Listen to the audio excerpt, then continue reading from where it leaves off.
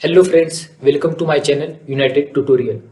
तो आज हमारा 8 स्टैंडर्ड का फर्स्ट ट्यूटोरियल है, हमारा फर्स्ट लेक्चर। और आज का हमारा टॉपिक कौन सा है? Force and pressure. Force and pressure हमारा टॉपिक है। फोर्स के बारे में तो आपको पता है, लास्ट क्लास में मतलब 7th स्टैंडर्ड में आपने पढ़ा है फोर्स के बारे में। फोर्स मतलब क्या? बल। मराठी में फोर्स को बल बोलते हैं।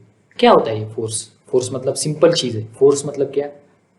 पुश और pull acting on a body. Simple language में अगर बोला जाए आसान तरीके से, तो फोर्स मतलब पुश और pull acting on a body. Push मतलब आपको पता है, पुश ढकेलना, पुश। पुल मतलब खींचना। जब किसी बॉडी पे पुश या पुल दोनों में से कोई भी अगर एक्ट हो रहा है, तो हम क्या बोल सकते हैं? उस बॉडी पे फोर्स लग रहा है, फोर्स एक्ट हो रहा है। सिंपल लैंग्वेज में पुश और pull acting on a body is called force, हम बोल सकते हैं। और अगर थोड़ी स्टैंडर्ड डेफिनेशन देखना चाहे तो हम कैसे बोल सकते हैं? Force is a physical quantity which changes state of rest or of uniform motion of a body। मतलब क्या? फोर्स एक फिजिकल क्वांटिटी है, ये तो आपको पता है। फोर्स मतलब एक फिजिकल क्वांटिटी है जो क्या करती है? किसी भी बॉडी की, मतलब कोई भी बॉडी है, उसकी स्टेट को चेंज करती है। स्टेट मतलब अवस्था, उसको चेंज करती है स्टेट को। कौन सी स्टेट को? स्टेट ऑफ रेस्ट और ऑफ यूनिफॉर्म मोशन। मतलब अगर वो बॉडी रेस्ट में है, मतलब स्टेशनरी है, स्थिर, तो उसकी उस स्टेट को चेंज करती है। या फिर वो बॉडी यूनिफॉर्म मोशन में है, तब उस स्टेट को चेंज करती है। एग्जाम्पल देके बताता हूँ आपको। ये मार्कर है, ये मार्कर क्या है? रेस्ट पे है। मतलब देखिए, रेस्ट पे मार्कर, इसकी स्टेट कौन सी है? रेस्ट वाली स्टेट है। अब मुझे इसकी स्टेट को चेंज करना है, तो मैं कैसे चेंज करूंगा? मतलब मुझे इसे हिलाना है, तो मैं क्या करूंगा? इस पे फोर्स लगाऊं। देखिए, मैं इस पे फोर्स लगा रहा हूं, तभी ये हिल रहा है। मतलब उसकी स्टेट को चेंज करने के लिए मुझे इस पे फोर्स अप्लाई करना पड़ रहा है। और अगर ये स्टेट वाली केस हो गई, रेस्ट वाली, अगर मैं सपोज करूँ कि ये मार्कर यूनिफॉर्म मोशन में, यूनिफॉर्म मोशन मतलब कांस्टेंट वेलोसिटी के साथ एक ही डायरेक्शन में मूव हो रहा है, ये मार्कर, ये रेड वाला मार्कर ऐसे मूव हो रहा है। अब इसकी स्टेट को मुझे चेंज करना है, तो मैं क्या करूंगा? इस पे फोर्स लगाऊंगा। सीधी सी बात, इसकी मुझे डायरेक्शन चेंज करनी होगी या उसकी स्पीड कम करनी होगी, तो मुझे क्या करना पड़ेगा? इसके ऊपर फोर्स लगाना पड़ेगा, बल लगाना पड़ेगा। तो मतलब सिंपल सी बात है, जब तक हम फोर्स नहीं लगाते तब तक अगर कोई बॉडी रेस्ट पे है तो वो रेस्ट पे ही रहेगी। और अगर कोई बॉडी यूनिफॉर्म मोशन में है, कांस्टेंट स्पीड और कांस्टेंट डायरेक्शन के साथ, तो वो उसी स्टेट में रहेगी, यूनिफॉर्म मोशन की। चेंज होगी क्या? नहीं। लेकिन अगर हमें चेंज करना है तो हमें क्या करना पड़ेगा? उसके ऊपर फोर्स लगाना पड़ेगा। ये न्यूटन का फर्स्ट लॉ है। न्यूटन का फर्स्ट लॉ पता है आपको? न्यूटन का फर्स्ट लॉ क्या बोलता है कि जब तक आप कोई बाहरी फोर्स लगाते नहीं ऑब्जेक्ट पे, तब तक वो ऑब्जेक्ट क्या रहेगा? उसकी रेस्ट वाली स्टेट में ही रहेगा या फिर उसकी यूनिफॉर्म मोशन वाली स्टेट में ही रहेगा। अगर ये मार्कर रेस्ट में है तो ये रेस्ट में ही रहेगा। कब तक? जब तक मैं इस पे एक्सटर्नल फोर्स नहीं लगाऊंगा, तब तक ये रेस्ट पे ही रहेगा। अगर मुझे इसको हिलाना है, उठाना है, तो मुझे क्या करना पड़ेगा? एक्सटर्नल फोर्स लगाना पड़ेगा। और अगर कोई यूनिफॉर्म मोशन में है बॉडी, कांस्टेंट वेलोसिटी या फिर हम बोल सकते हैं कांस्टेंट स्पीड और कांस्टेंट डायरेक्शन, मतलब एक ही डायरेक्शन में, सपोज ये मार्कर इस डायरेक्शन में मूव हो रहा है, कांस्टेंट स्पीड और इसी डायरेक्शन, कांस्टेंट डायरेक्शन में मूव हो रहा है, जब तक मैं इस पे कोई फोर्स नहीं लगाऊंगा एक्सटर्नल फोर्स, तब तक ये मार्कर क्या होगा? इसी डायरेक्शन में मूव होता रहेगा, उसकी स्टेट चेंज नहीं होगी। तो फोर्स इंपॉर्टेंट होता है जब हमें किसी ऑब्जेक्ट की स्टेट ऑफ रेस्ट या फिर स्टेट ऑफ यूनिफॉर्म मोशन को चेंज करना हो, तो फोर्स इंपॉर्टेंट होता है। तो आपने देख लिया फोर्स। तो आप मुझे आप बताइए, फोर्स को तो आपने सबने एक्सपीरियंस किया हुआ है। कब? हमारे रोज के लाइफ में हम फोर्स को एक्सपीरियंस करते। जब हम क्रिकेट खेलते तब क्या करते हम? बॉल पे फोर्स लगाते। बॉल आ रहा है हमारी तरफ, हम बैट से शॉट मारते, तो इसका मतलब क्या है? उस बॉल पे हम फोर्स लगा रहे हैं। फुटबॉल खेलते वक्त, फुटबॉल मतलब आपको पता है, फुटबॉल के वक्त हम क्या करते? बॉल को किक मारते, पैरों से हम किक मारते बॉल को, तब क्या करते हम? फोर्स लगाते हैं उस बॉल पे।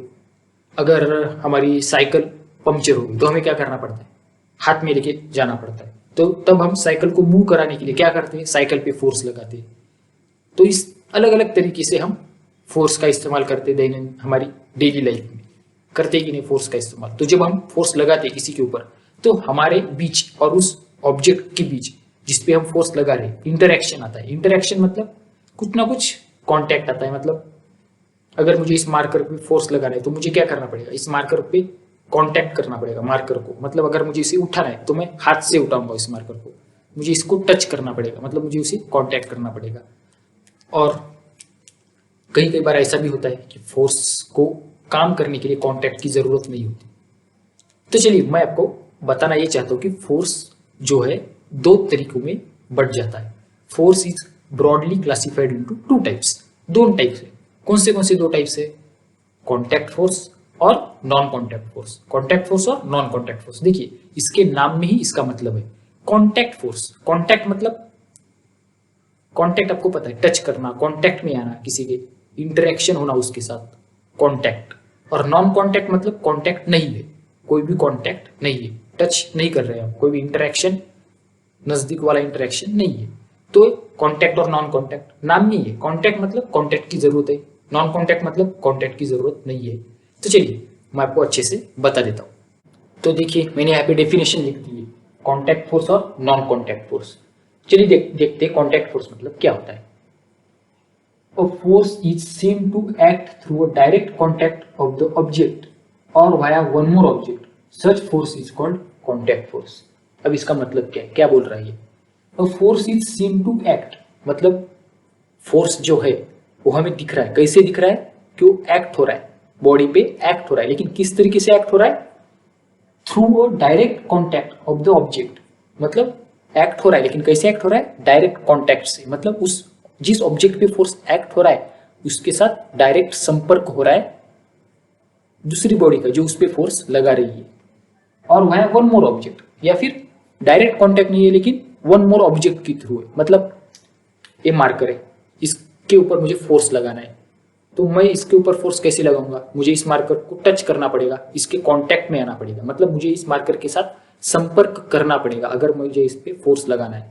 अगर मुझे इसे उठाना है तो मैं कैसे उठाऊंगा? ऐसे उठाऊंगा, मतलब मुझे इस पे टच करना पड़ रहा है, कांटेक्ट में आना पड़ रहा है, तो मैं जो उस पे ऊपर फोर्स लगा रहा हूँ वो कौन सा है? Contact force.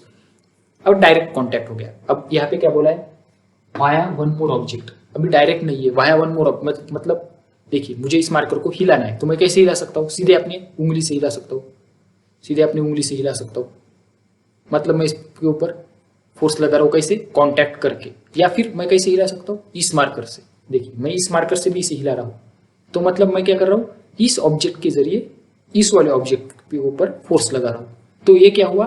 Contact via one more object, मतलब एक ऑब्जेक्ट के जरिए दूसरे ऑब्जेक्ट से मैं क्या कर रहा हूँ? संपर्क बना रहा हूँ, कॉन्टैक्ट कर रहा हूँ और उसके ऊपर फोर्स लगा रहा हूँ। तो ऐसा फोर्स कौन सा होता है? Contact force. देखिए नाम ही है कॉन्टैक्ट फोर्स। कॉन्टैक्ट मतलब संपर्क। अगर एक बॉडी दूसरी बॉडी के ऊपर फोर्स लगा रही है और वो जो दो बॉडी है एक दूसरे के संपर्क में आ रही है, मतलब एक दूसरे के कांटेक्ट में आ रही है, तो जो फोर्स है वो कौन सा है? Contact force. A force is seen to act through direct contact of the objects और via one more object, such force is called contact force. तो ये कौन सा फोर्स हो गया? Contact force. अभी कांटेक्ट फोर्स का एग्जांपल कौन सा है? कौन सा फोर्स है कांटेक्ट फोर्स? अभी मैंने आपको बताया, मैंने मार्कर को हिलाया अपने हाथ से, मतलब मैंने उस मार्कर के ऊपर फोर्स लगाया। कौन सा फोर्स लगाया? Muscular force. मस्कुलर फोर्स मतलब कौन सा फोर्स होता है? ह्यूमन बॉडी का, जो हमारे बॉडी, ह्यूमन बॉडी मतलब इंसान की जो शरीर है वो किसी ऑब्जेक्ट के ऊपर अगर फोर्स लगा रहा है तो कौन सा फोर्स होता है? Muscular force. मसल मतलब आपको पता है मसल्स, अपने मसल्स होते हैं, पूरी बॉडी में मसल्स होते हैं अपने, तो जो मसल फोर्स लगाते हैं वो कौन सा फोर्स होता है? Muscular force. और मस्कुलर फोर्स को एक्ट करने के लिए कांटेक्ट की जरूरत होती है। बिना छुए इस मार्कर के ऊपर मैं फोर्स लगा सकता हूँ क्या? मस्कुलर फोर्स बिना छुए लगा सकता हूँ क्या? नहीं। अगर इस मार्कर के ऊपर मुझे अपना मस्कुलर फोर्स लगाना है, मेरा शरीर का बल इसके ऊपर मुझे लगाना है, तो मुझे इस मार्कर को टच करना पड़ेगा, छूना पड़ेगा। इसका मतलब वो मस्कुलर फोर्स कौन सा फोर्स हो गया? Contact force. तो मैं एग्जांपल लिख देता हूं यहां पे। एग्जांपल कौन सा है? Muscular force.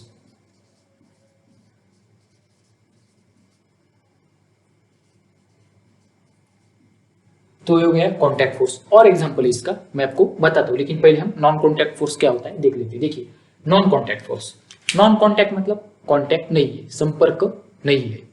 तो डेफिनेशन क्या बोलती है देखते हैं।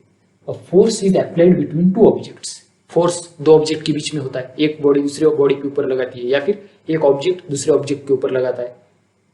अ force is applied between two objects even if the two objects are not in contact.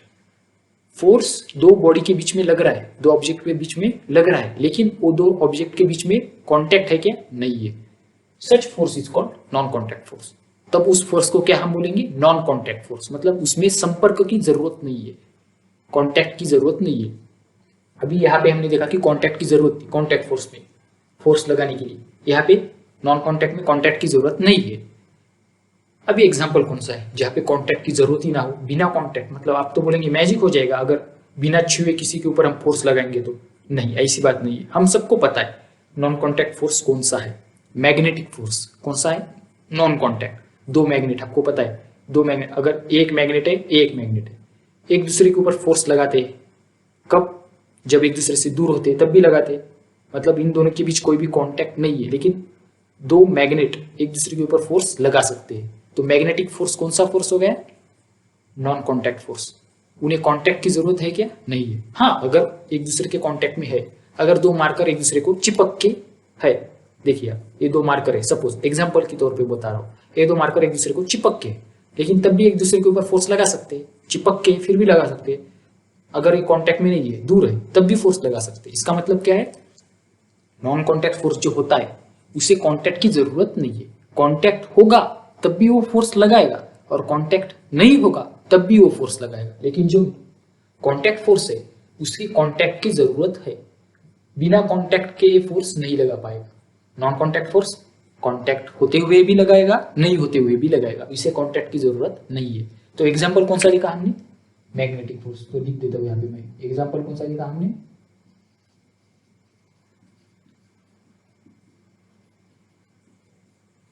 Magnetic force example.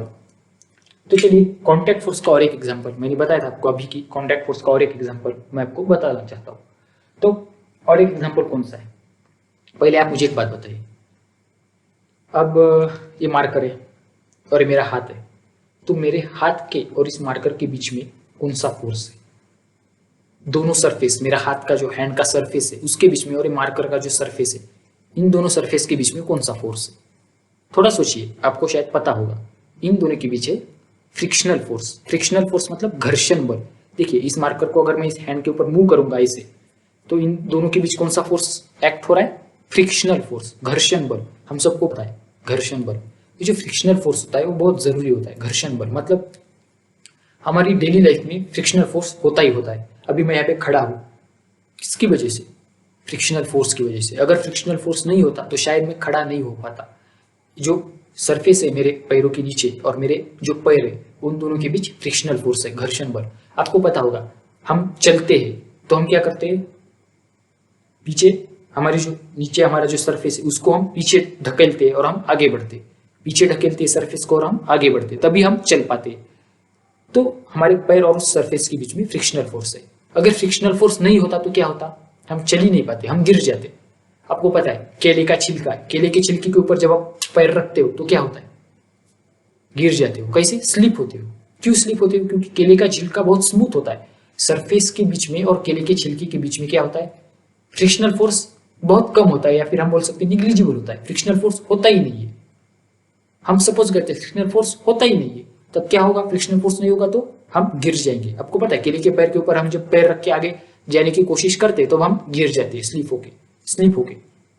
तो फ्रिक्शनल फोर्स का इंपॉर्टेंस इतना ज्यादा है। फ्रिक्शनल फोर्स डेली लाइफ में हमारे बहुत इंपॉर्टेंट है। घर्षण बल हर जगह इस्तेमाल होता है। साइकिल चलाते हैं हम, तो साइकिल चलाते हो टायर के बीच में और रोड के बीच में फ्रिक्शनल फोर्स है, इसीलिए साइकिल स्लिप नहीं होती। और अगर उसी जगह गीला रोड है, एकदम वेट रोड, मड, या फिर हम बोल सकते हैं चिक्कल मड है, तब साइकिल हम उसके ऊपर चलाएंगे तो क्या होगा? स्लिप हो जाएगा। क्यों? क्योंकि वहां फ्रिक्शनल फोर्स बहुत कम है या फिर नहीं है। फ्रिक्शनल फोर्स जो होता है बहुत इंपॉर्टेंट फोर्स होता है। क्यों? क्योंकि मैंने आपको बताया कि हम चलते वक्त पीछे ढकलते हैं जमीन को, हमारे बीच में सरफेस के बीच में फ्रिक्शनल फोर्स होता है। और फ्रिक्शनल फोर्स की वजह से और क्या होता है? अगर कोई ऑब्जेक्ट मोशन में है तो कभी रुकेगा ही नहीं अगर फ्रिक्शनल फोर्स ना होगा तो। अगर आप कोई बॉल है उसे आप फेंकोगे तो ग्राउंड पे ऐसे रोल होते होते जाएगा और कुछ देर बाद रुक जाएगा। क्यों रुकेगा? क्योंकि सरफेस के बीच में और उस बॉल के बीच में क्या है? Frictional force. अगर फ्रिक्शनल फोर्स ना होता तो बॉल रुकता क्या नहीं, वो आगे बढ़ता जाता, रुकता ही नहीं। अगर आप साइकिल चला रहे हो और आप ब्रेक दबाते हो तो क्या ब्रेक दबाने पे रुकती है साइकिल? क्यों? ब्रेक दबा रहे हो मतलब क्या होता है? आपकी जो ब्रेक्स है और जो टायर है उनके बीच फ्रिक्शनल फोर्स होता है। तो फ्रिक्शनल फोर्स की वजह से आपकी स्पीड कम हो जाती है और आप रुक जाते हो। तो फ्रिक्शनल फोर्स का इतना इंपॉर्टेंस है। अगर फ्रिक्शनल फोर्स नहीं होता तो ये सारी चीजें होती ही नहीं। तो फ्रिक्शनल फोर्स बहुत इंपॉर्टेंट फोर्स है। ज्यादा डिटेल में हम फ्रिक्शनल फोर्स को नहीं देखेंगे, इतना हमारे लिए काफी है। फ्रिक्शनल फोर्स कौन सा है? Contact force. फ्रिक्शनल फोर्स को काम करने के लिए कॉन्टैक्ट की जरूरत होती है। अब ये मेरा हैंड और ये मार्कर दोनों एक दूसरे के जब तक टच में नहीं होंगे, जब तक एक दूसरे के कांटेक्ट में नहीं होंगे, इन दोनों के बीच फ्रिक्शनल फोर्स नहीं होगा। तो फ्रिक्शनल फोर्स के लिए कांटेक्ट की जरूरत होती है। तो फ्रिक्शनल फोर्स कौन सा फोर्स है? Contact force. तो कांटेक्ट फोर्स का दूसरा एग्जांपल कौन सा हुआ? Frictional force.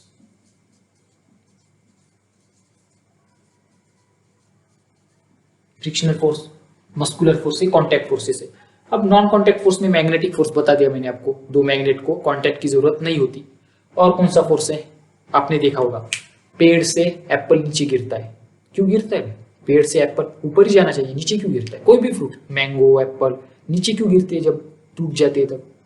क्योंकि हमारी अर्थ उनके ऊपर फोर्स लगाती है। कौन सा फोर्स? ग्रेविटेशनल फोर्स, गुरुत्वाकर्षण बल। आपको पता है जब हम जंप करते तब हम नीचे आ जाते, क्यों? क्योंकि अर्थ हमारे ऊपर फोर्स लगाती है नीचे की तरफ। कौन सा? Gravitational force. तो भाई एप्पल ऊपर है, ग्रेविटेशनल फोर्स, अर्थ नीचे है, तो दोनों के बीच कौन सा फोर्स है? Gravitational force. कॉन्टैक्ट है क्या एप्पल का और अर्थ का? नहीं है, लेकिन फिर भी ग्रेविटेशनल फोर्स एक्ट हो रहा है। तो ग्रेविटेशनल फोर्स कौन सा है? Non contact force. Gravitational force को कॉन्टैक्ट की जरूरत है क्या? नहीं है। तो हम क्या बोल सकते हैं? दूसरा एग्जाम्पल नॉन कॉन्टैक्ट फोर्स का, ग्रेविटेशनल फोर्स।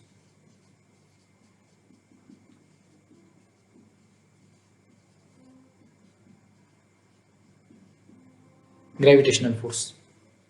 और एक एग्जांपल है, मैं आपको बताना चाहता हूँ। कौन सा वाला? आप लोगों ने बचपन में किया होगा या फिर कभी भी किया होगा। वो कंघी होती है हमारी, कंघी, कॉम्ब, उसको बालू पे ऐसे घिस के जो छोटे छोटे पेजेस के टुकड़े होते हैं, हमारा जो पन्ने होते हैं ना पेजेस, उनके जो छोटे छोटे टुकड़े होते हैं, हम कॉम्ब को घिस के उनके नजदीक लेके जाएंगे तो टुकड़े क्या होते हैं? कॉम्ब की तरफ अट्रैक्ट होते हैं, वो कंघी को चिपक जाते हैं।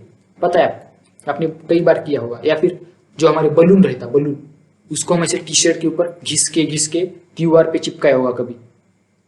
आप लोगों ने शायद किया होगा या नहीं किया होगा, मुझे नहीं पता, लेकिन मैंने बचपन में बहुत किया है। जब हमारे दोस्तों की बर्थडे की पार्टी होती थी तब बलून्स लेके आते थे वो, और वो जो बलून होता था हम क्या करते थे? लेके टी शर्ट के ऊपर ऐसे घिसते थे हमारे शर्ट के ऊपर, और फिर उसे दीवार पे चिपका देते थे, तो दीवार पे चिपक जाता था।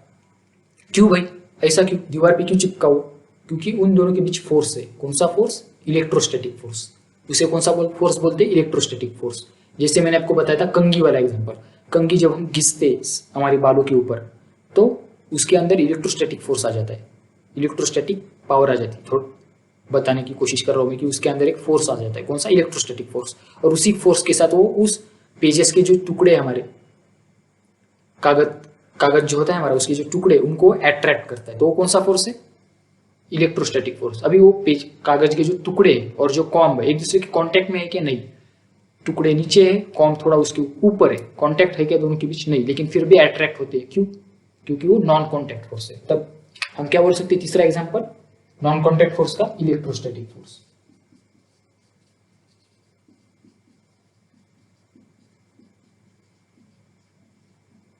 Electrostatic force. तो देखिए आज हमने क्या सीखा? फोर्स दो तरीके की है, मतलब फोर्स के दो तरीके होते हैं। Broadly force is classified into two types. कौन से? Contact force, non contact force. Contact force मतलब जिसे कॉन्टैक्ट की जरूरत होती है, नॉन कॉन्टैक्ट फोर्स मतलब जिसे कॉन्टैक्ट की जरूरत नहीं होती काम करने के लिए। तो कॉन्टैक्ट फोर्स के example muscular force, frictional force. Non contact force के example magnetic force, gravitational force, electrostatic force. तो चलिए और मुझे बताइए, अपने अपनी जीवन में और देखे होंगे जो कॉन्टैक्ट फोर्सेस और नॉन कॉन्टैक्ट फोर्सेस है, एग्जाम्पल के तौर पे बता सकते हैं आप मुझे। तो हमने बहुत बार देखा है या फिर हम जानते हैं कौन से फोर्स। देखिए आप, हमारी अर्थ है, सन के अराउंड रिवॉल्व करती है। क्यों? क्योंकि दोनों के बीच फोर्स है। कौन सा? Gravitational force. तो अर्थ और सन का कांटेक्ट है क्या? नहीं, लेकिन फिर भी दोनों के बीच फोर्स है, तो gravitational force non contact force आ जाएगा। और कौन सा एग्जाम्पल बोल सकते हैं हम? मैग्नेट का तो एग्जाम्पल बोल दिया मैंने। बुलेट ट्रेन, हमारी बुलेट ट्रेन के बारे में पता होगा आपको। बुलेट ट्रेन जो उसकी जो पटरी होती है रेल की, उसके ऊपर जो ट्रेन होती है, उन दोनों के बीच कांटेक्ट नहीं होता। ट्रेन और उस रेल की पटरी के बीच कांटेक्ट नहीं होता, क्योंकि दोनों के बीच मैग्नेटिक फोर्स होता है। तो कांटेक्ट की तो जरूरत नहीं है उसे एक्ट करने के लिए, क्योंकि magnetic force non contact force है। तो आप लोगों ने डेली लाइफ में बहुत सारे एग्जाम्पल है आपके पास, कॉन्टैक्ट और नॉन कॉन्टैक्ट फोर्स कैसे एक्ट होते हैं इसके, तो आप लोग ये जानते हैं। तो ये जो मैंने लिखा है बोर्ड पे, आप लोग ये अच्छे से नोट डाउन कीजिए। नोट डाउन क्यों कीजिए बोल रहा हूँ मैं, क्योंकि आपकी प्रैक्टिस हो जाएगी। वीडियो को पॉज करके आप ये नोट डाउन कर सकते हैं, क्योंकि एग्जाम में आ सकते हैं कॉन्टैक्ट फोर्स और नॉन कॉन्टैक्ट फोर्स की डेफिनेशन पूछी जा सकती है, एग्जाम्पल पूछे जा सकते हैं, या दोनों के बीच का डिफरेंस ये भी पूछा जा सकता है। तो आप ये नोट डाउन कर लीजिए अच्छे से, पेन और पेपर लेके अच्छे से लिख लीजिए, ताकि आपको प्रैक्टिस हो जाए, आपके ध्यान में आ जाए।